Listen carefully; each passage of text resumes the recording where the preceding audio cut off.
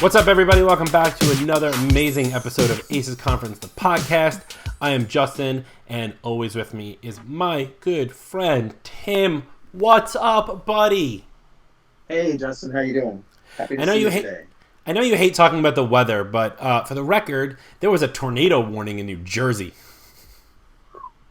Right? It's brutal. We had 4 inches of rain overnight. Tornadoes don't exist in New Jersey. They only exist in, like, Kansas, according to movies.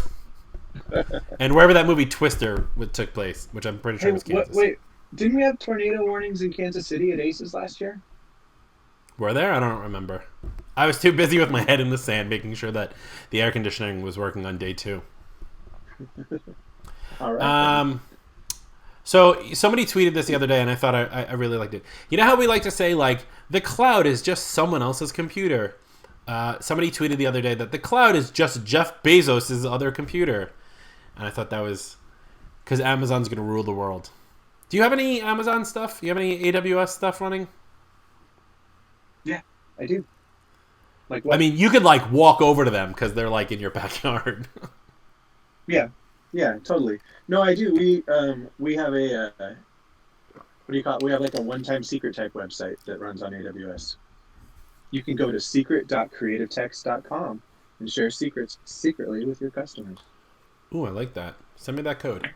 We just launched our first Elastic Beanstalk for somebody, which is an amazing name, but a horrible, like, concept. Are we going to do another show where it's just Tim and Justin talking, or we got something happening today? Oh, we do have something happening today. Today is a special day, Tim. Yeah? We have a guest. We have a guest! We love having guests on. So, ladies and gentlemen, straight from California, I think he said San Francisco. Please. Nope. Close. Sacramento. I'm from New York, man. Sacramento, LA, San Francisco, it's all the same place to me. Ladies and gentlemen, Mr. John Lee. What's up, John? How's it going, yo? How's it going, yo? Hey, Love it. I said y'all, man. Whatever. All right. What happened to our D? D is place for 3, I think. Oh, now we're going to stop in the middle of Now, that. There we go. Audio listeners are questioning what's happening right now. Justin doesn't know how to use the software. Welcome to the show, John. Other than our stupid banter, I don't know if anybody else knows you, but why don't you tell everybody a little bit about yourself? Yeah, so pretty much my name is John from California, Sacramento. I was a former Apple employee back in 2017. I was there for a year and a half, then I left to finishing up my degree at Sac State University to getting my business MIS degree. And then after that, I came on board to become an Apple consultant at another company. After that company, I branched out myself and started my own company to becoming my own Apple consultant. So here I am today. So you're probably one of the newest Apple consultants that are in there that got into the program. What do you think so far about being an Apple consultant and running your own business, coming from the mothership?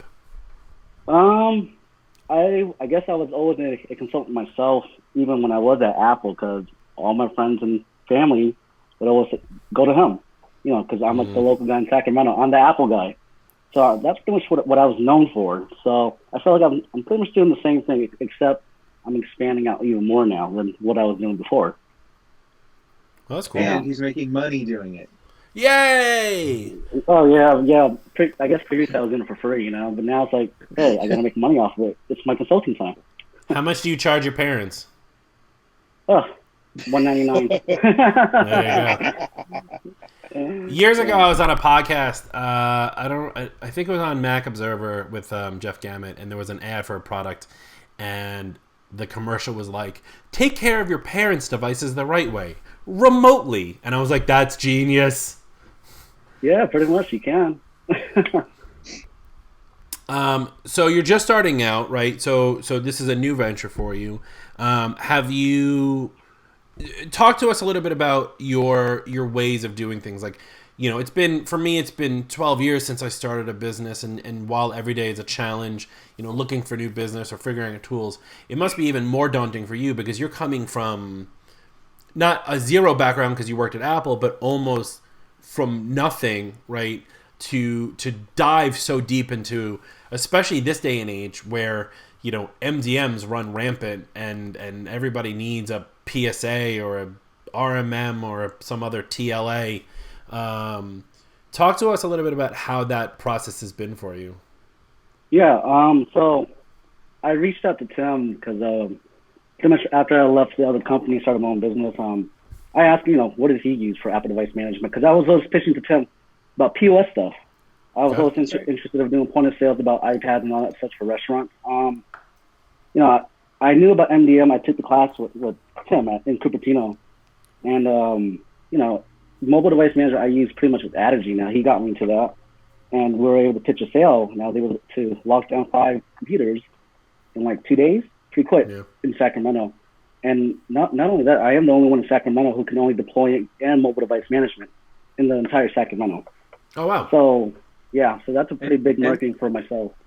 Yeah, and John has been practicing that phrase, and everyone he talks to, he says that to. Right, John? Yeah, and it's been really successful because when they see that, they're like, oh, you're right, you are the only guy. And not only that, too, I tell them you can stop paying for Malwarebytes, you can stop paying for Norton, you can stop paying for McAfee, whatever that you're paying for, I'll take care of that on my side. Right. So when they see that, oh, I'm sealed, I'm locked in, you know. So not only that, too, I also do watch and monitoring, of course.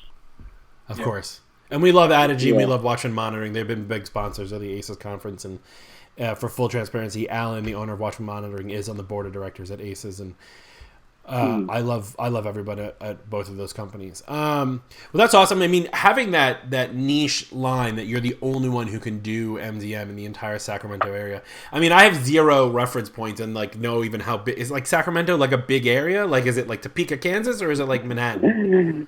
It is the capital of California, man. So I knew that in like 5th grade, but that doesn't really answer my question. It's a growing city. I mean, the technology is growing here. It's growing, It's big enough to have a NBA team, right? Yeah, what again? You're big enough to have an NBA team, right? There's a basketball team in Sacramento. Oh yeah, we have Sacramento Kings. You're asking another IT person about sports. Have we not yet learned our lesson, Tim? I mean, I watch some sports, man. We talk about football. Yeah, I mean, what are Tim's rules? You got to be able to talk about stuff to people, right? I mean, if John's in Sacramento, he should know that there's stuff about the NBA team because one of his customers is going to care. I can tell you that Jay-Z rode the subway one time in New York City. Does that count for anything?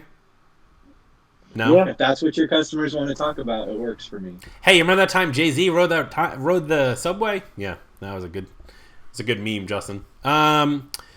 All right, well, okay, so now let's enough about me. Let's get back to John. So you picked up a couple tools here. What are you doing to now? And you have this niche, right? Being the only mobile device management deployment expert in Sacramento.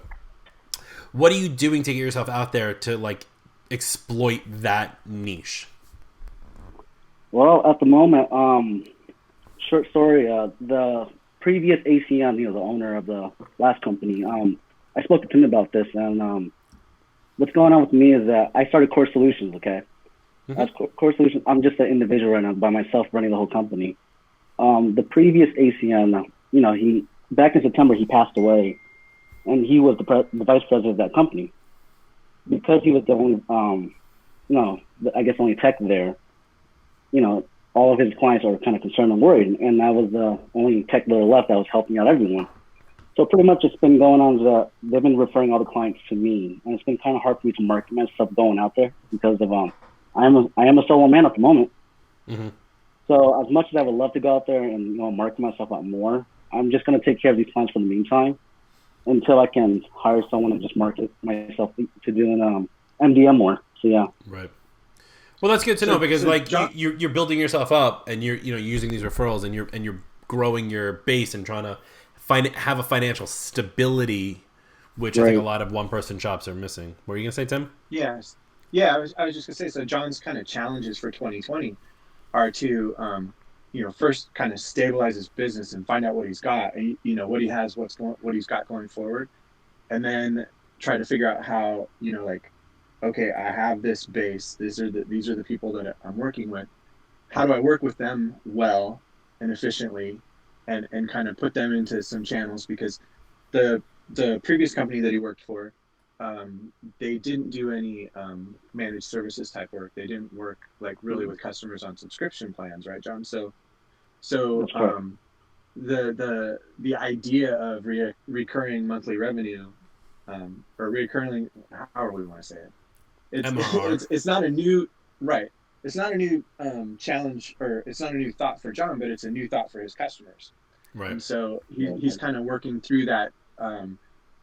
The first few months of this year are really going to be like, how do I take these people, these 5,000 people that think they're my customers, and whittle them down to a consistent base of, let's say 100 or 500 that are paying me on a regular basis. So then Right. I can know, okay, this is what I've got for a business. Now, do I need an operations person? Do I need another tech? Do I need right. just a bookkeeper to handle it? Right. He's got a good challenge ahead of him for this year. I mean, I mean, it's gonna be fun. It's a I fun think it's ride. funny. I think it's funny that you're saying that this is a challenge for John because he's starting out. But like I know so many of our colleagues that have been in business for 10, 20, 30 years and still are having this challenge of getting from break fix to MRR. And for them, they don't they think of it from a financial point of view that like, oh, it's easy money, it's easy money. But it has less to do with that and it has to do a lot more with stability, right? Right. If you know how much you're going to bring in, sure, a client can Mm-hmm. leave or a client can change, but if you know how much you're bringing in, you can then make projections to figure out what your next move is going to be. So, John, you had mentioned earlier that you want to get based out, and that way you can possibly hire another tech.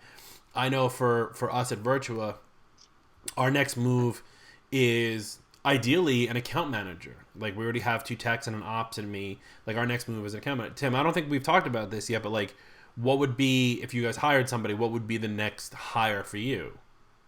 Someone who could give me a vacation. What? No, Okay. Woo. Yeah. So you would hire. So you would hire a travel agent. Got it. Okay. right, right. No, I think if we were, our next hire would be a tech. Right. Someone who could, we probably would look for someone who could be efficient boots on the ground. Right. But so knowing that is a huge thing. So I give kudos to John for even thinking that far ahead and realizing that he's getting that stability. So John, so what are some of the hurdles now that you're dealing with? Obviously, changing your customers from, a break fix model to a monthly recurring. How has that gone for you? What kind of pushback are you getting from your clients? Things like that. Um, so far it's been doing pretty good after I started Addergy and using, well, pretty much just Addergy. Because I told them, this is what I can offer, and it's been working good so far with 5 of them, and then I'm getting a couple more soon. Okay. They're pretty much trying to see what I have to offer first. And of course, I gotta create that flyer. Having Right. that flyer, then they'll see what's offered there. I'll tell them, hey, break it down. I tell them if you really break it down, this will pretty much be the same cost of you, I guess, saying you paying me, an hourly of my time here, because this will do everything for you. That's what I tell them.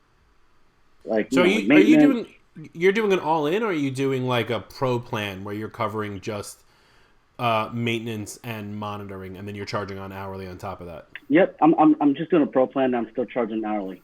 Got it. Okay. Mm-hmm. So you're doing the Yeah, hybrid approach as opposed to what some people do, like the all you can eat. Right. yeah, You know, that you know. I can't. Yeah, that I can't do because I spoke to Tim about it. We were looking at it together. The market in Sacramento, the tech is also growing in Sacramento. Close to Silicon Valley, it's growing here. There's other companies out here in Sacramento that charge $69 for all you can eat, unlimited tech support. So it's like I got to compete against them. Right. And me doing unlimited like that for $69, that's not worth my time. Right. I know what I'm worth. That's good to. I mean, that's also a strong position to have. To know how much you're worth is, I think, a huge component. Well, and Yeah. I think that John did something that a lot of our counterparts don't do, and John actually, did a little bit of research about his market, because he and I we've had some ongoing discussions. So one of the things he did was like, hey, what do other people charge and how are they doing it, and then try to find a spot. Like, well, where can I fit into this market? And by the way, I don't want to be the cheapest guy no matter what. But Right. then, should I be the most expensive? Should I be just under the most expensive? And to have some knowledge about what those plans are, so that he knows what other people are selling, and he can compete against it if he needs to. But also that he can do stuff that fits his niche and his skill set, today. No, I dig it. I think it's a good thing, and I think welcome to the community for starters. Thanks, John. and I think that I think there's a good story here. So I think what I would love to see you come back. I want to see your progression over the next couple of months. I think the listeners at ACES would love to hear your story as well. So what do you think, Tim? We'll have John come back in a couple of weeks and see where he's at. Yeah, I think so. And as John and I do some talking offline, maybe we'll have some little assignments that we can, see how they go and report back on them, as far as are we working on stuff to grow the business or marketing, or find those spots of what needs tweaking. Right. So we just want to make sure John gets a little more sleep at night. Oh yeah, no, definitely, man. I've been working every day from 6 a.m. to 1 a.m. Dude, you're young. You can do it. Wait till you have kids. I know. Me and Tim got kids. We got young kids. We can't. 9 o'clock rolls around. We're going to bed. Yeah. That's why everyone tells me, you're young. I can still do it. So me 6 a.m. to 1 a.m. is just natural to me. I just wake up naturally, man. So there you go. Just it. Love it. All right. Well, John, thanks so much for being here. Stick around for a sec. So, Tim, vertical. Darn it. Nope. Horizontal. Every time. So we'll check back in with John soon and we'll see where he's at. But yeah. Such a professional. Hey, so I hear that there's some new speakers signed up for ACES conference. Do you want to talk about that? Oh, yeah. So we just signed Dupe Aleru. I think I'm saying her last name right. She is an amazing speaker. She's going to come talk about content creation, but really more about the mindset behind content creation. Because I know a lot of us, we're trying to dip our toes into social and we're not really sure why. And we've talked about it a little bit on the show. But whether this is social, like Facebook, Instagram, but we're talking about, more about content. She's talking about whether it's social or whether it's video or whether it's podcast or even blogging, and the mindset of creating that content and getting that out there to build your brand. So I'm really excited to have her come on board. And we have a couple other secrets that we're working on that we'll be talking about soon. But you can find out all of that stuff at ACES Conference 2020, May 18th and 19th of this year. I'll leak this much for a secret. I'm really thinking that during the second day lunch, we might just air on the projection screen an episode of Aftermash. I really thought we'd get... Nope, not going to happen. You're not going to get a single episode of me talking about this amazingly horrible show. I'm sorry, everybody, and I will take you out for drinks while that episode is playing. You can't. It's the middle of the day. Love it. Yay! All right, well, that's it. I think that's it. I'm done. I'm so tired. Thanks so much for listening, everybody. Remember, sign up acesconf.com. That's ACESCONF.com. Sign up for ACES Conference today. Get your tickets. They're going fast. They really are, actually. I'm not even lying about that. I've been watching those numbers, and I'm really happy about it. It's going to be a great year. May 19th and 20th, 2020 in Atlanta, Georgia. Can't wait to see you guys there. Tim, you got anything else you want to say before we say goodbye? No, thanks, John. Thanks for hanging out with us. Yeah. Thank you. We'll see you guys soon. Bye.